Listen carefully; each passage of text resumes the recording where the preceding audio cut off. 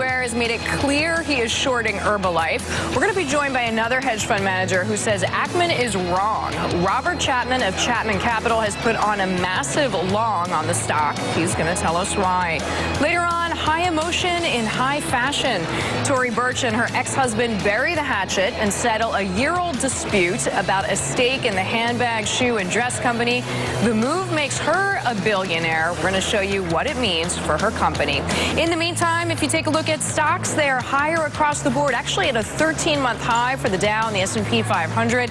Investors seem more focused on the fact that employers added more workers than consensus versus that headline number that did go a tenth higher. Takeaway seems to be job market still weak enough for the Fed to leave stimulus in place.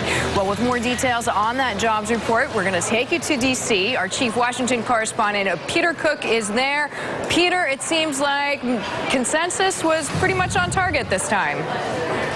The budget battle to come.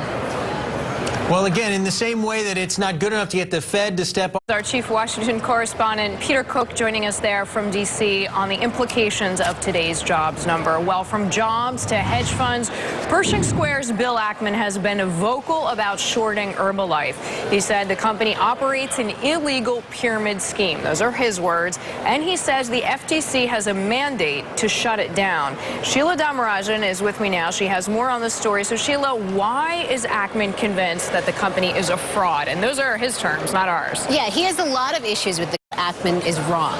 Now, interestingly enough, 10th is going to be a hot date for this story. Sheila, thank you so much. Sheila Dhamarajan joining us there. Well, we're going to bring in someone with the opposite view for an exclusive conversation of Bill Ackman. Robert Chapman is with us now. He founded and runs the hedge fund Chapman Capital. Robert, welcome. We're so glad to have you here on Money Moves. Thanks for taking the time from your vacation to speak with us. Are we connected, Robert? Yes, somehow you connected with me and Vivian, so I appreciate it. Okay, well, we're very glad to have you. We were just listening to our reporter, Sheila Dhamarajan, talking about the majority of Ackman's premise, which seems to be that the FTC has a mandate to shut down Herbalife. What are the chances of that happening in your view? I assume slim, since you have a long on the company's stock, but I'm just thinking about the chances. FTC will shut down Herbalife. That is at worst, they may be. Because, I mean, Ackman has taken some very short positions, some very famous short positions before. MBIA is the one that perhaps put his name on the map for most people pre-credit crisis. Are you saying that he just didn't do his homework properly, or there's some young analyst on his team who's trying to impress him, who gave him only part of the story?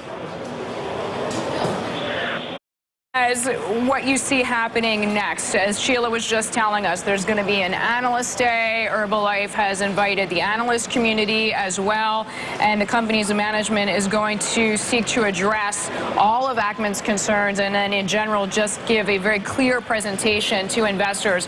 What is the number one most important thing they can do, Robert? Let's say out of the gate, what does the company have to make the strongest statement on and provide the most clarity on?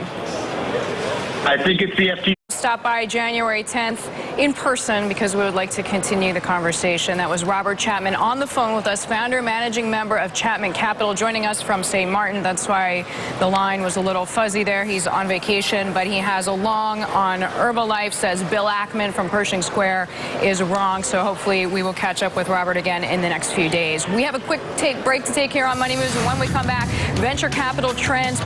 Reminder, we do want to hear from you, so send us your comments, your questions, any you have for us, for our guests. Money Moves at Bloomberg.net, or you can follow me on Twitter at Deirdre Bolton and send in questions that way.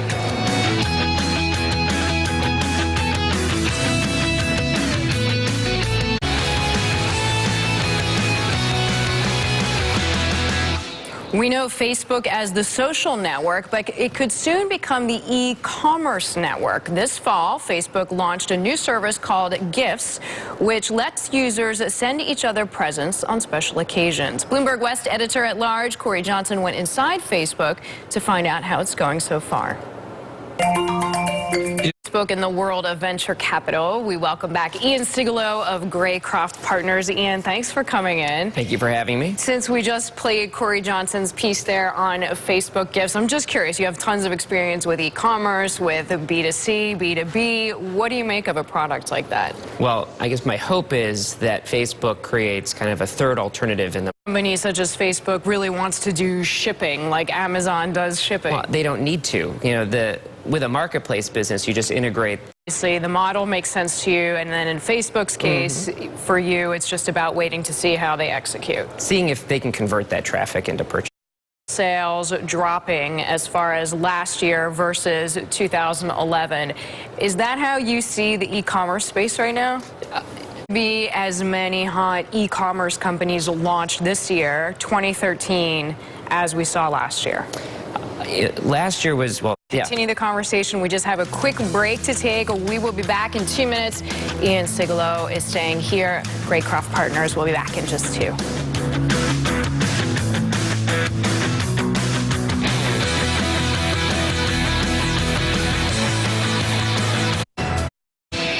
We are back right now with Ian Sigalo of Graycroft Partners, continuing the conversation. So, Ian, before that little break, we talked a lot about B2C, business to consumer, e-commerce. I'd like to turn the page, if you don't mind, and talk a little bit about what you expect from this year as far as B2B goes. How many investments do you have right now that are B2B focused? How many of these companies do you think are going to see substantial growth this year? Oh, wow. So Graycroft is that we have spoken about, companies that seem to manage big data or cloud. I mean, there's a few buzzwords that have been circulating pretty heavily in the past year and a half. Well, it depends on who the buyer is. With the B2B, do you close to assume that they are going to have strategic exits, that is to say, be purchased by an Oracle or an SAP or an Apple or Microsoft versus going public? And we assume that all of the IPO market for tech in the new year. I think it's going to be a good year in 2013. Private companies out there already behaving, already have the numbers on the books to behave as if they were public. So basically all that's left for them to do is go public. That's right. Okay. And I think Ian, thank you so much. Ian Sigalo joining us there from Graycroft Partners. We are back in just 2 minutes with more on Money Moves.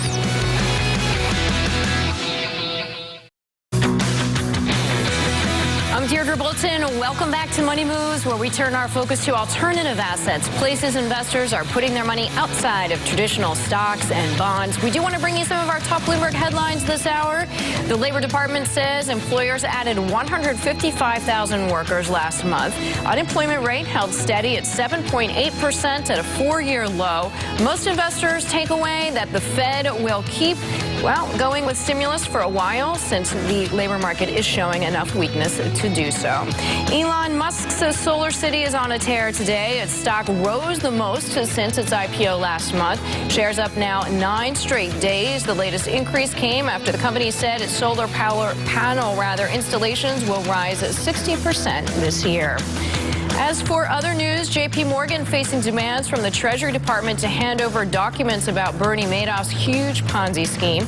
The department is threatening to punish the firm if it does not turn over the paperwork by next Friday. J.P. Morgan says the information is protected by attorney-client privilege, but is in fact cooperating with the investigation. We want to give you an update on stock trade right now. The Dow, the S&P 500 is still higher. We bring you downtown. Julie Hyman is on the floor of the New York Stock Exchange. Julie. All 3 benchmarks are. A look at stocks. If you take a look at the Treasury market, you'll see for the 10-year that you do have yield jobs Friday. Well, Deirdre, I just left. My people are following it. It's been a liquidity story for the last. First joining us there from Ultimus Capital, with us from the CME. When we come back, the hedge funds that earned the most of money last year, we're going to bring you Bloomberg's Markets annual rankings.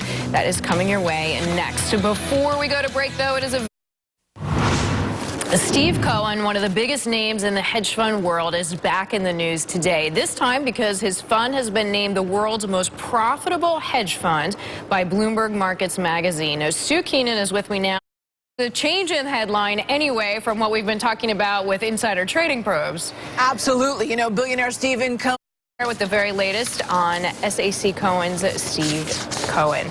Well, we are going to talk about another billionaire, actually, and a well-known fashion brand. The nasty legal battle between designer Tory Burch and her ex-husband Chris has finally been settled after 2 years. Dom Chu crunched the numbers behind the deal. He joins us now to talk about Tory's new billionaire. This is a long, very New York story in some ways, but as you gave me the detail there, after 2 years of fighting, it's settled. The Tory Burch story. When we come back, they are nice to drink, but perhaps even nice now, on an Alta asset. Joining me is John Capon. He is the CEO of Acker Merrill. It is the world's largest auction house for rare and fine wines, firm, I should say. This past year, his company set a world record for wine sales, sipping up over $83 million in auction revenues. John, welcome back to the program. Glad to have you with us. And all your free time as well, you also put together this beautiful book. It's a guide for... It's really more of a guide for prospective drinkers or people that really want to learn about the world's best producers and vintages. Well, you could say 10 years, because I'm very pleased how it's come out. So when you look back to last year, we'll get to this year in a minute, what was the standout sale to you? What was something that even you noticed as somebody who's been in the business a long time? Well, it's ironic because the standout sale was actually this great cellar of Chateau Latour that we had from one of the former family owners back in May in Hong Kong, and it achieved over double the high estimate, which is like unheard of for a collection. And it's ironic because actually Bordeaux lost a bit of market share in 2012, yet one of the standout collections was indeed Bordeaux. So why did Bordeaux, with the exception of a few rare cases, lose a little bit of its position last year? Well, it went from about 50% of our overall dollars in 2011 to 40% in 2012, and I think there are two reasons. One being the market was really strengthening by diversifying. So you have Burgundy, which is by far the #2 segment in the market, and then Champagne, Italy, and California gaining market share as collectors, specifically in Asia, started to look beyond Bordeaux and say, hey, there's a whole Hong Kong connection to that Chateau Latour case that sold record. Are you seeing as many new Chinese buyers come for particularly red wines? And we have spoken about this in the past, especially for Bordeaux. Absolutely. And Taiwan. It's really the big four of China. And they accounted for over, I think, 53% of overall dollars this past year, for us overall. But there's also a lot of potential in some of the other markets like Korea or India, Russia, and these surrounding regions in Asia really haven't gotten started yet or revved up like China has. What kind of advice would you offer to a beginning investor right now? I mean, a lot of the wines that we show, that you reference, you actually can't drink. I mean, you buy them in case, you have to leave them preserved, and if you're doing it for investment purposes, you just can't drink it. What would you say to an investor, that is to say someone who doesn't plan on consuming it? Well, I think what we have to do, which is the investment question, but since we have you, it's still kind of close to New Year's. As far as tasting, what was the best wine that you tasted last year? What are you looking forward to this year?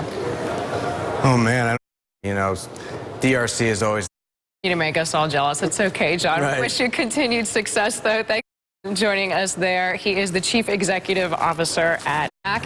It is not your conventional workplace. We're going to take you on a tour of Google's New York.